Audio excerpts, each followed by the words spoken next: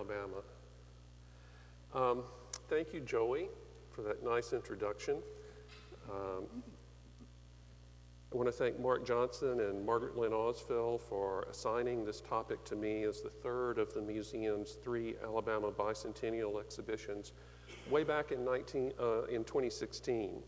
I also want to thank Ed Bridges, the interim director of the Montgomery Museum of Fine Arts in 2017 when I retired from this museum to take the directorship of Landmarks Foundation of Montgomery, for retaining me on a contract to complete the organization of this exhibition. And I want to thank the lenders, especially Emily and Jack Burwell, very knowledgeable collectors of early Alabama art and antiques who are in the audience somewhere, right here.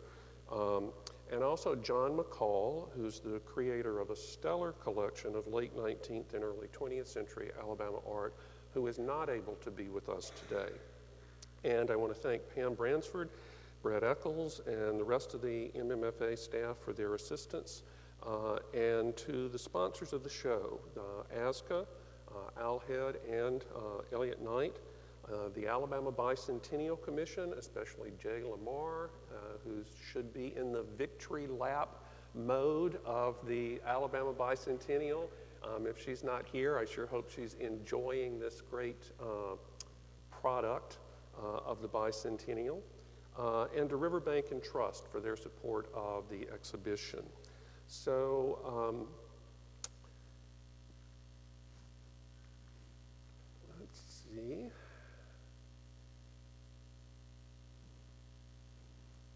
Is it the green button here, Sarah?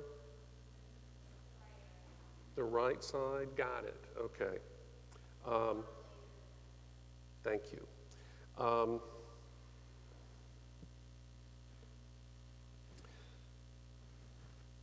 Bill Island set a high standard last night with his presentation, and I took solace in his decision to discuss Alabama portraits, but also to make his talk a bit of a portrait of Alabama.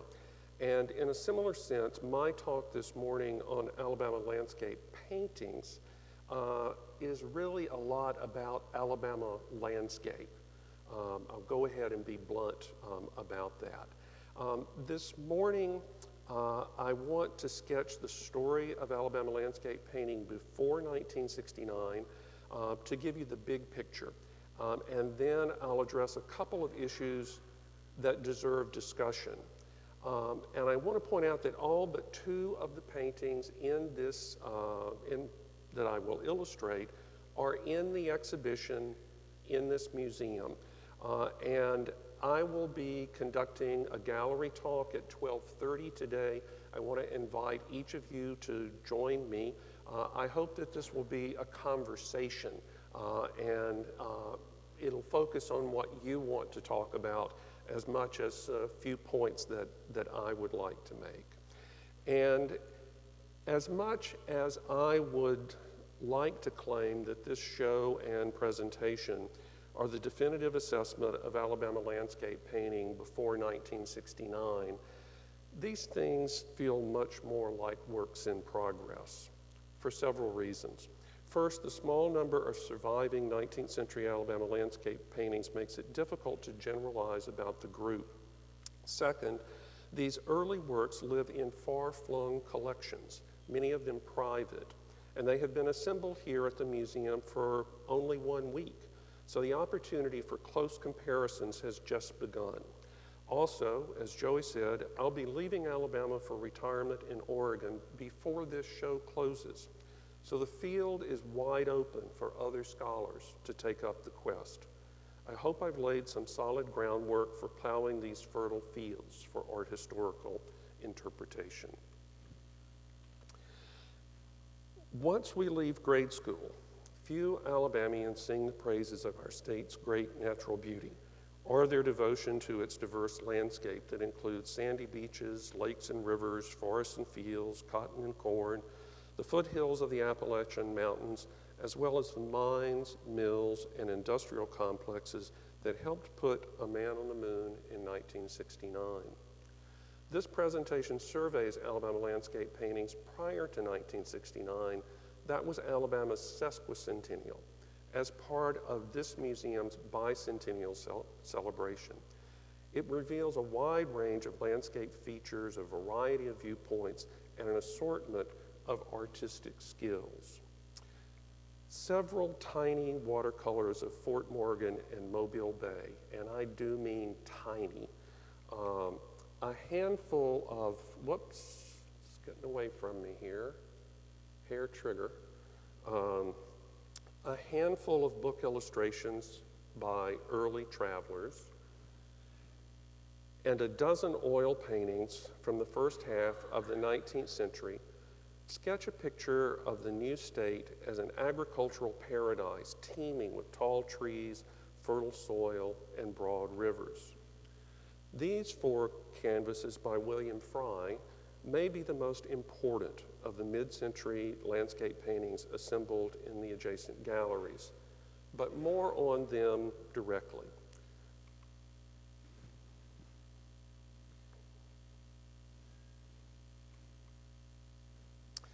Some authors steeped in the literary romanticism popular during Alabama's pioneer period noticed idyllic or awe-inspiring landscape features like Little River Falls that they compared favorably with the nation's best-known natural wonders like the Hudson River and Niagara Falls.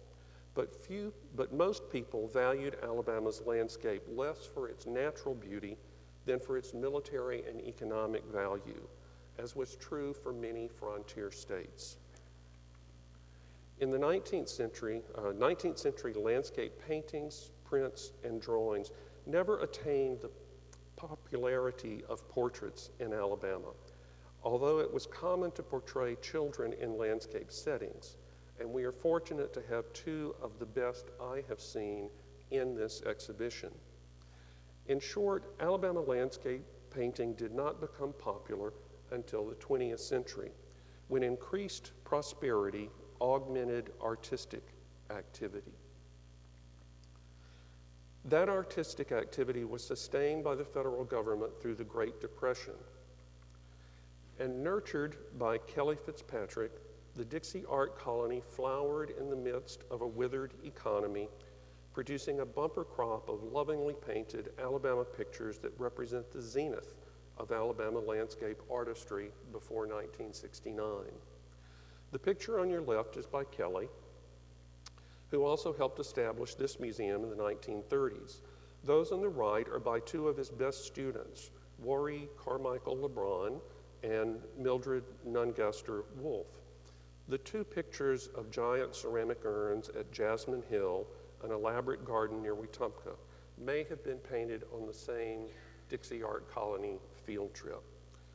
The Dixie Art Colony, which met sporadically at different sites around Lakes Martin and Jordan, and its successors that met in Coden, Bayou La Battery, and Coosa County through the 1950s, constitutes Alabama's only landscape painting school before 1969. Fortunately, Lynn Barstis Williams has published her studies of the colony, and Mark Harris, who's here with us, I don't know if Lynn is here, maybe she is, I haven't seen her, I've seen Mark. Lynn has published her studies of the colony, and Mark has harnessed the energy of several colonists' descendants to create the Dixie Art Colony Foundation in Wetumpka. They have assembled an impressive archive of original material and made it available on the web. So I'm not going to spend many of my precious few minutes today talking about stuff that you can see and read for yourselves. Instead, I'd like to address several Alabama landscape painting topics that have received far less attention. First, 19th century Alabama landscape paintings are as scarce as hen's teeth. You can quote me on that one. That said, we have a double irony here. The largest Alabama landscape painting is nearby. It's at the Alabama Department of Archives and History, but it's too big to transport across town to this exhibition. Fortunately, we have a digital reproduction in the show. And this is a representation of an Alabama landscape painting painted in France about 1819. In fact, the wallpaper covers more area, physical area, than probably all other extant 19th century Alabama landscape paintings put together. The dozen 19th century paintings in this show represent the majority of extant Alabama landscape paintings from that period. And there are only a handful of such pictures that are known to be lost. Surely there were more 19th century Alabama landscape paintings, especially paintings such as this view of Montgomery by a self-trained artist who had some difficulty with proportions and the challenge of distinguishing clouds from snow-capped mountains.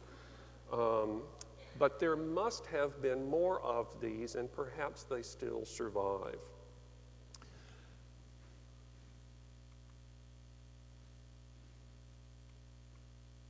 Help me, Sarah. Okay. Another important point is that things were not as they appeared to William Bartram, a pioneering botanist who traveled from the fall line on the Chattahoochee River through the Creek Nation to Mobile and back to Georgia along the same route in 1775. Bartram produced botanical drawings but did not paint any views or specific landscape features. His observations illuminate landscapes that no painter would commit to canvas for at least a half century.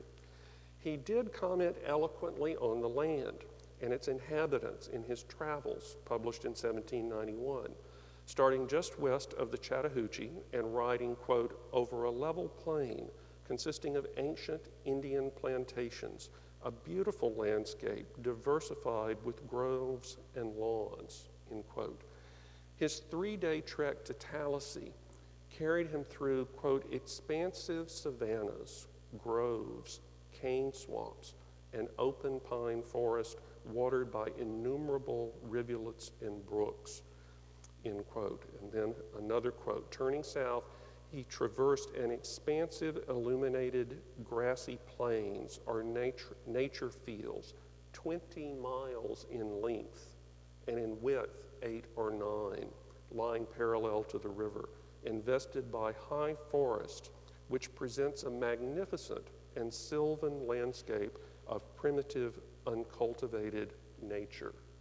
I'll come back to that phrase in a moment.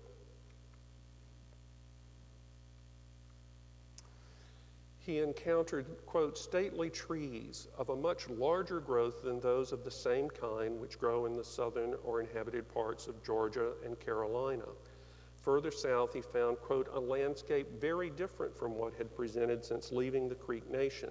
Quote, one vast, flat, grassy panorama and cane meadows with long-leaved pines, end quote. After leaving Mobile and Pensacola, he noted a spot on the lower Tombigbee River. This is a spot on the lower Tombigbee River depicted by John H.B. Latrobe, 1832, 50 years after Bartram's comments. Bartram says, the richest I ever saw, with trees, quote, by far the tallest, straightest, and in every way the most enormous I have ever seen or heard of, end quote. Now, Bartram was an astute observer of nature and people, but he failed to realize that the sublime, enchanting scenes of primitive nature that he perceived were, in the words of modern scholar Catherine Broad, quote, not a wilderness, but a country manipulated and managed by people culturally distinct from Europeans. According to Broad, Bartram's writing reveals that the extensive territories of the Creeks and Cherokees were purposely shaped by native people who lived in complex and well-ordered urban societies not governed by the laws of nature, but by elaborate traditions passed down through centuries.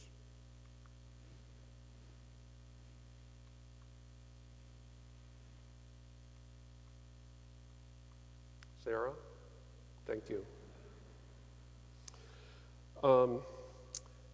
Most Alabama pioneers had little understanding of the cultural tradition of Native Americans they displaced and perhaps little more appreciation for American and European aesthetics that guided the theory and practice of cosmopolitan art production at the time.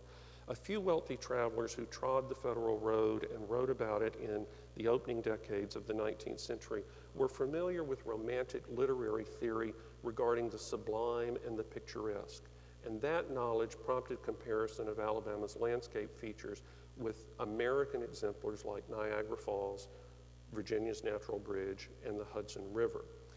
Philip Henry Goss, who taught school in Dallas County in 1838 before relocating to England and earning renown as a scientist on par with Charles Darwin, chronicled his downstream voyage on the Alabama River, noting, and I quote Philip Henry Goss, "I looked with pleasure on the magnificent scenery of the heights.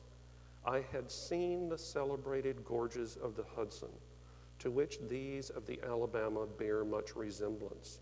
There is something very romantic in sailing, or rather shooting along between lofty precipices of rock crowned with woods at the summit. One such strait we passed through just at sunrise, the glassy water, our vessel, and everything still involved in deepest shadow." Sarah? "The gray, discolored limestone towering up on each side, while the trees and just a streak of the topmost edge of one cliff were bathed in golden light from the newly risen sun."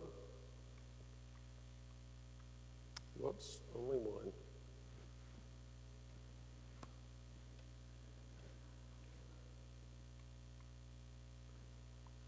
Sarah, can you go back one, please? Thank you. Alabama's trees, singularly and collectively, impressed many a traveler. In 1827, British Army officer Basil Hall made the rough transit of the Federal Road, which was in effect a network of dirt tracks with corduroy segments and few bridges that led from Columbus, Georgia to Montgomery and on to Mobile. One traveler called it, quote, "the very worst road." Hall commented on the, quote, "vast ocean of trees stretching without a break in every direction as far as the eye could reach." He published his Deep South travel logs and illustrated them with drawings he made with a camera lucida, a device similar to a camera obscura, but with glass on the projection plane, so the artist could trace the optical image on paper fixed against the glass. An Alabama pine barren seen here ranked among the 40 images of the Deep South that he published. And when Frederick Law Olmsted visited Alabama 25 years later, he noted that, quote, "a large part of Alabama has yet a striking frontier character. Even from the State House dome, in the fine and promising town of Montgomery, the eye falls in every direction upon a dense forest, boundless as the sea, and producing in the mind the same solemn sensation." That quote and the lead to Basil Hall both came from Ed Bridges and his great book. If you don't have that book yet, you should add it to your library. Alice says it's outside. So that same year, in 1853, respected author and artist Thomas Addison Richards published The Landscape of the South in Harper's New Monthly magazine and illustrated it with 11 engravings based on his own drawings, exactly none of which he identified as Alabama scenes. He bemoaned that, quote, "the northern voyager will sadly miss the superior convenience of his own more traveled and better ordered routes. The byways are miserable, the people ignorant, the fare scant and wretched, and the expense of travel disproportionately great," end quote. I wish he'd told us what he really thought about travel in the Deep South. In The Art of the Old South, Jesse Pesch opined that was, quote, "reason enough, unfortunately, why few artists explored the hidden wonders of the southern hills and mountains, and why few southern artists developed the dramatic and picturesque landscape themes so valued at the time."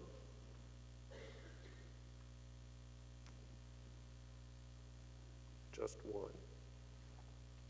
An exception to Richard's rule about the superior convenience of northern travel might arguably be the fashionable steamboats known as floating palaces. By the 1840s and 50s, technological advances and a strong economy enabled entrepreneurs to design and build elaborate, some would say gaudy, boats outfitted with the latest luxuries. Some even sported steam calliopes in the expansive saloons on their upper decks that were surrounded by staterooms.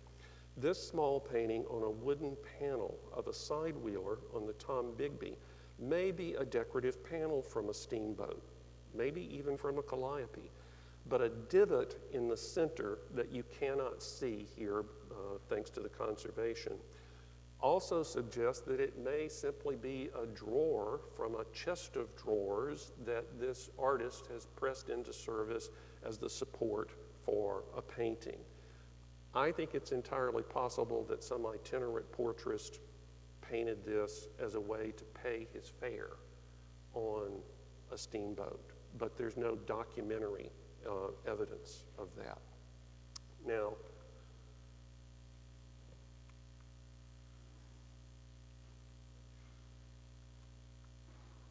Sarah, higher? Okay. Thank you, Alice.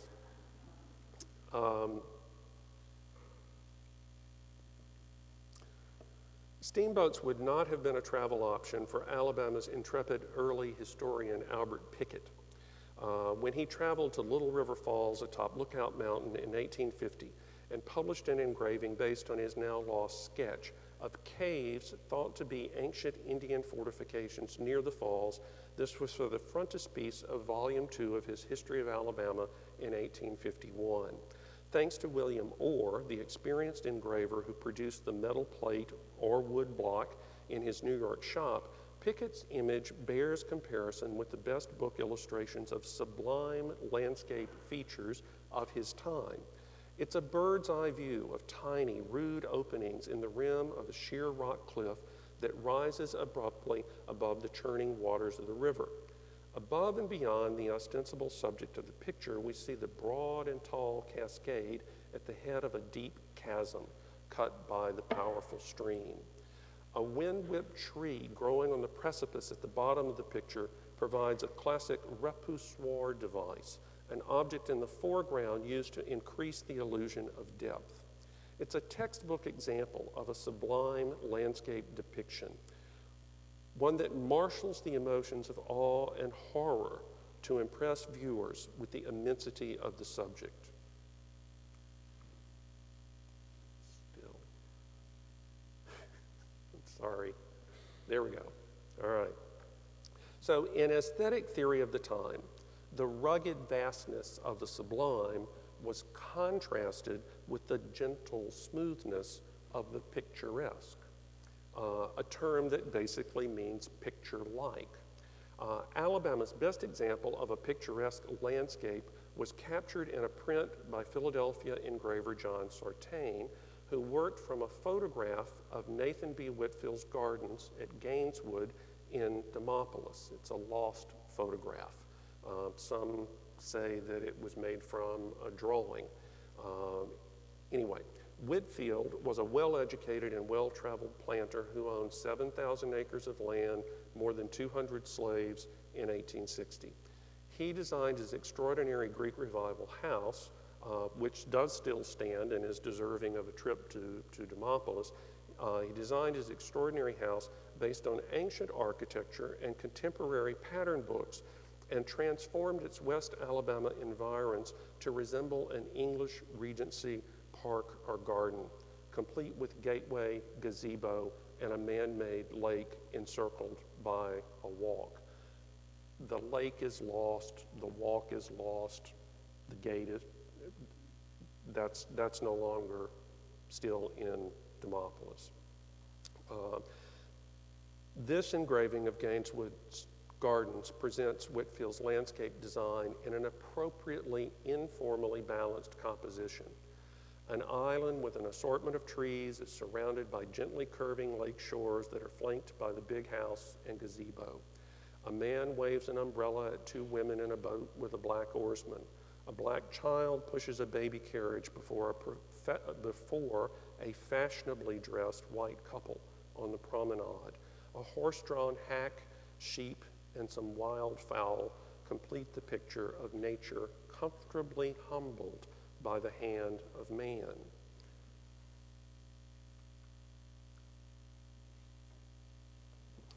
Gaineswood's now lost landscape garden was in a class by itself in Alabama, as was the short-lived picture gallery that industrialist Daniel Pratt built in 1845 adjacent to his home on Autauga Creek, where he manufactured cotton gins for shipment around the world.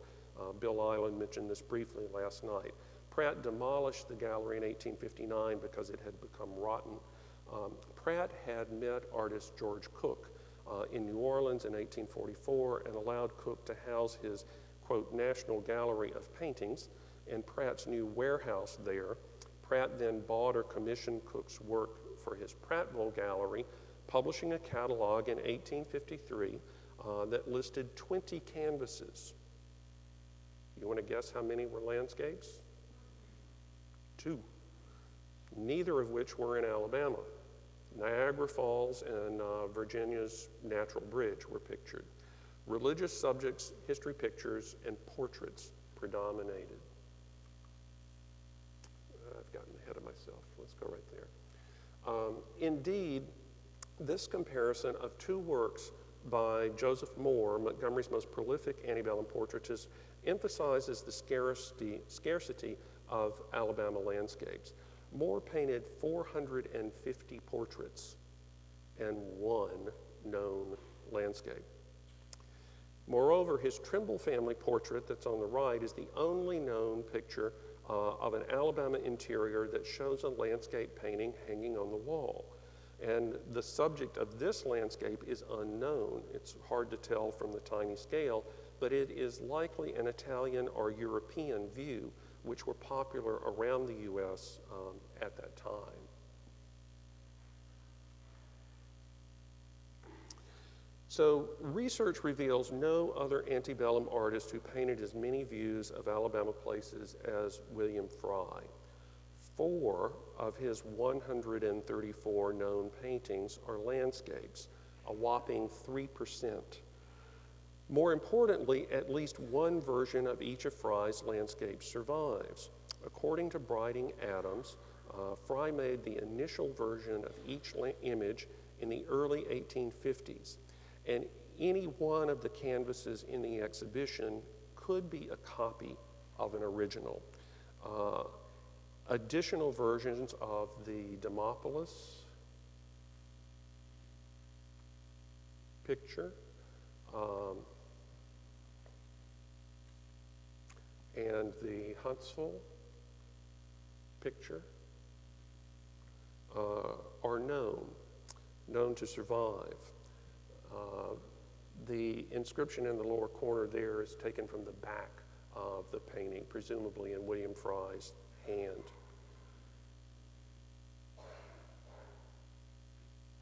Consequently, the side-by-side display of these pictures in the exhibition will permit their examination and comparison as never before. Perhaps this will enhance our understanding of one of Alabama's most prolific yet tragic 19th century painters.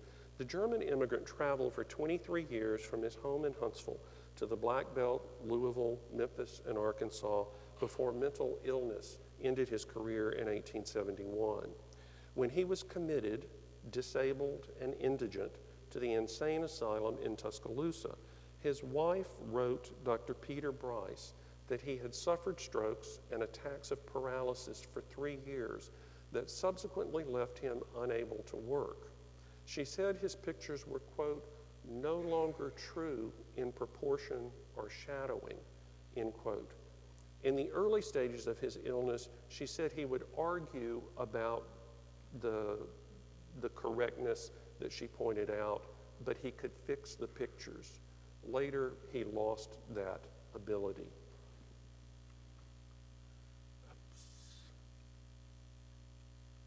Right? No.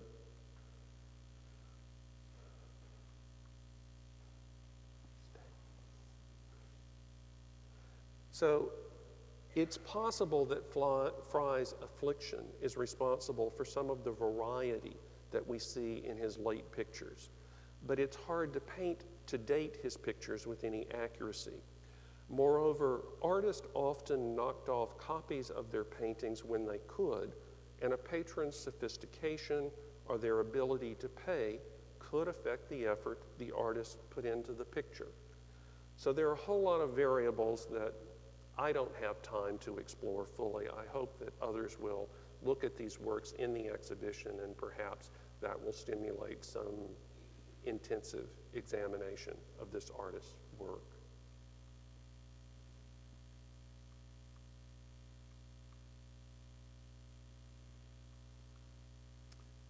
Sarah, advance it, please. Thank you. Certainly, Fry's Selma compares favorably with what is arguably the greatest Alabama landscape painting in the 19th century. No, that's okay. That can stay.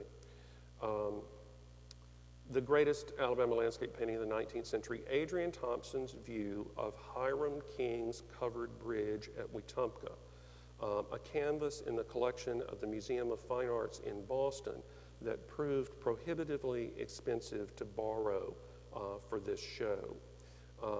Here are the two pictures side by side with a detail of Fry's ferry.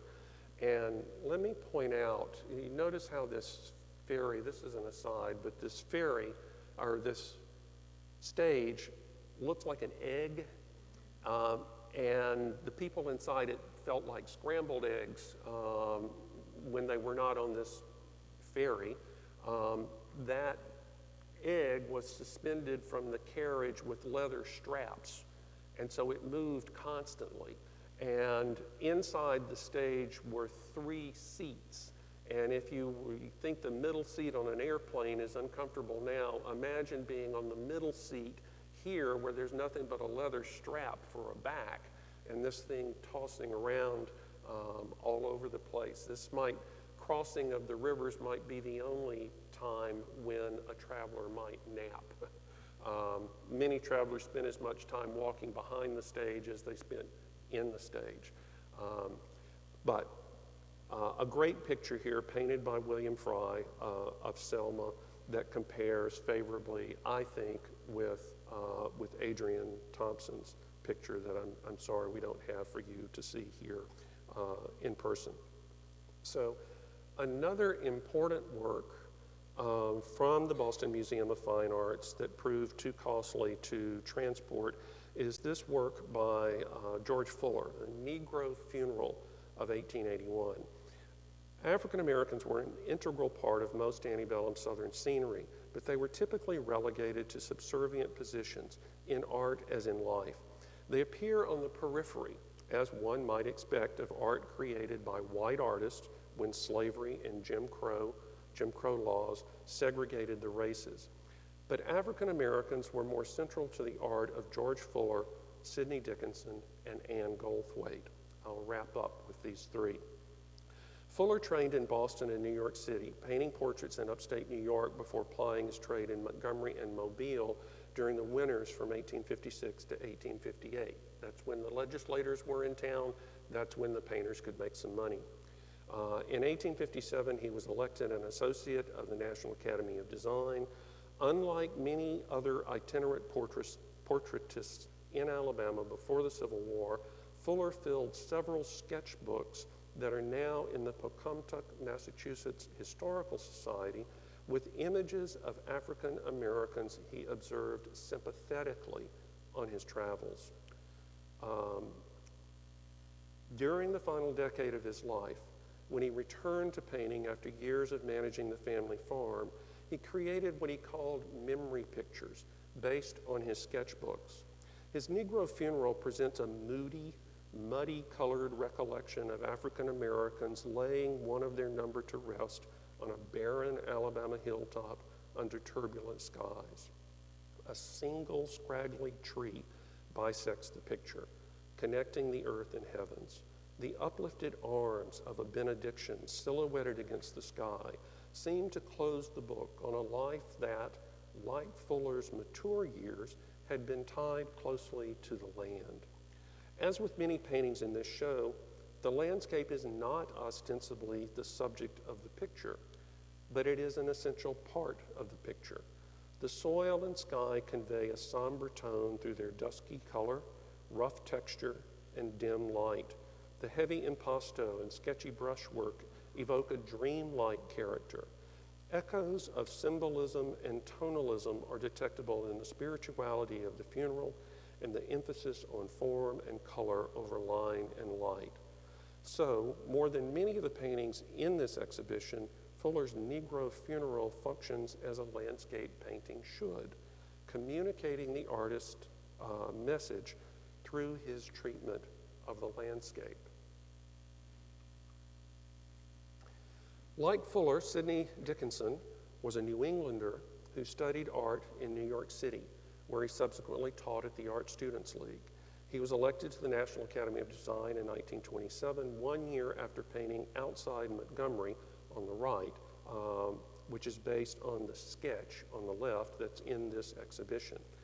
These two pictures are part of his Alabama suite, resulting from his volunteer work with his parents and aunt, who ran the Calhoun Colored School, established in 1892 in Lowndes County on the Hampton Tuskegee model pioneered by Booker T. Washington. Dickinson lived and worked at the school in 1917-18. He painted several pictures while in residence and several more in the 1920s, when his prominence as a portraitist earned him a commission to paint Thomas Kilby, Alabama's governor from 1919 to 1923. Kilby was noted for penal reforms, including the construction of Kilby Prison outside Montgomery, a site apparently visited by Dickinson, who painted the large sketch and finished picture that appeared to depict Kilby Prison across the red clay flats, flanked by frame houses, with high-rise buildings looming in the hazy distance behind the buff-colored penitentiary. The sketch features a black woman and child in the foreground, but in the final painting, the artist removed the child and moved the woman into the middle distance, increasing the impact of the landscape in what curator Martha Severance called, quote, a metaphorical rather than a literal view that touches on the South's emergence from agrarian dependence to an urbanized and industrialized future, a transition that Dickinson observed on his visits to the region. In the true spirit of landscape painting, these compositions use rutted, relatively barren land in the foreground with architecture in the middle ground and shadowy skyscrapers in the distance to create a progressive vision from a rural past to an urban future. Unlike Dickinson and Fuller, Anne Goldthwait was born in Alabama. She was orphaned as a child, but family money and support enabled her to study art in New York City, to live and work there, and to travel to Europe.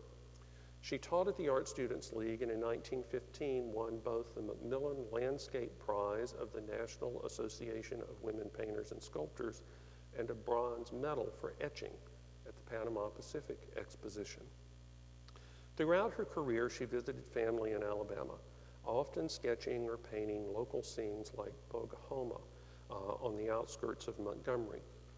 Holger Cahill, the national director of the Federal Art Project of the WPA in 1937, when Goldthwait received federal government commission to paint landscapes in the Tuskegee and Atmore post offices, Cahill said, quote, during her mature years, she was recognized as one of the 2 or 3 leading women painters in this country, and as the leading painter of the South. No one could better record than she the blazing summer sunlight on the rich vegetation of the Black Belt, Negroes playing or working in the fields, the look of a market square filled with mule teams and cotton wagons, end quote.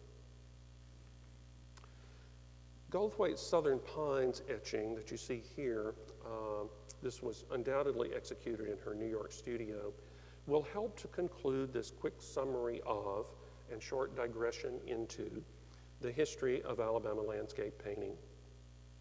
As a native of central Alabama, I would say that towering pine trees are the most characteristic feature of the local landscape. Indeed, the majestic longleaf pine is our official state tree. But let's not forget Alabama's great rivers, which define the great seal of the state even more than do our boundaries.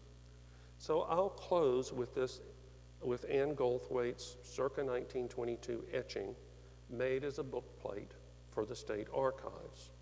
It depicts a map of our rivers beneath an enormous tree. The state motto floats on a banner above. Here we rest, in a state with such great and diverse natural resources that we may have overlooked some and taken others for granted. So in celebration of our bicentennial, let's rededicate ourselves to the wise stewardship of our landscape. Help me. Alabama, Alabama, we will be true to thee. Thank you.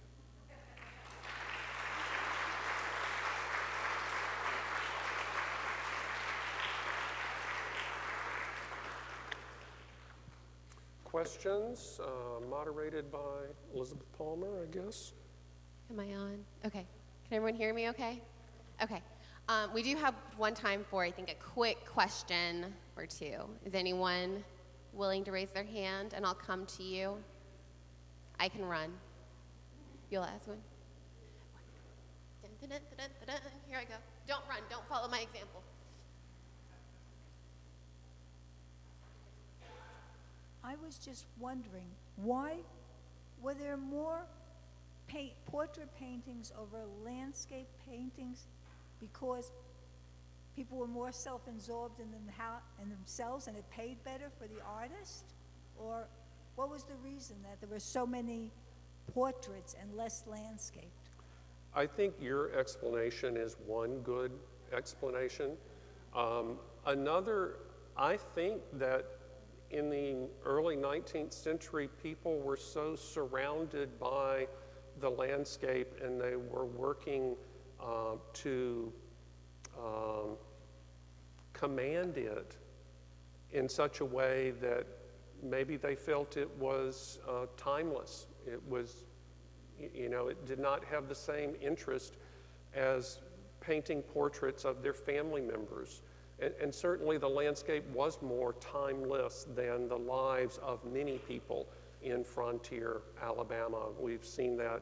Bill Island pointed out the posthumous portraits of children. There are a lot of them, and one, the George Cook, in this show. So I think your answer is one good answer. And perhaps the other is that it's like being in the water that gets hotter and hotter, then you don't notice the water, that being in the landscape that's so beautiful, you don't notice it going away until it's really changed. Any other questions? Anybody? Alice, did you have a question?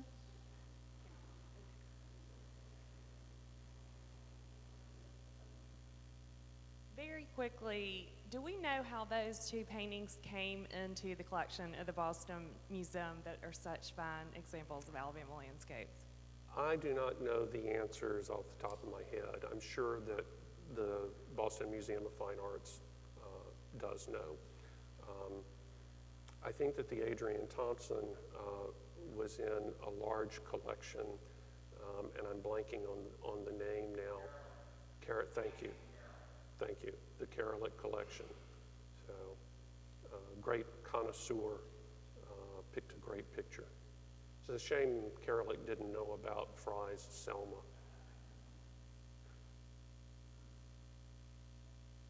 With that, I think it's time for our first break. Thank you, Michael. Yeah. Maybe it's a good thing Thank you, didn't Jim. know about Fry.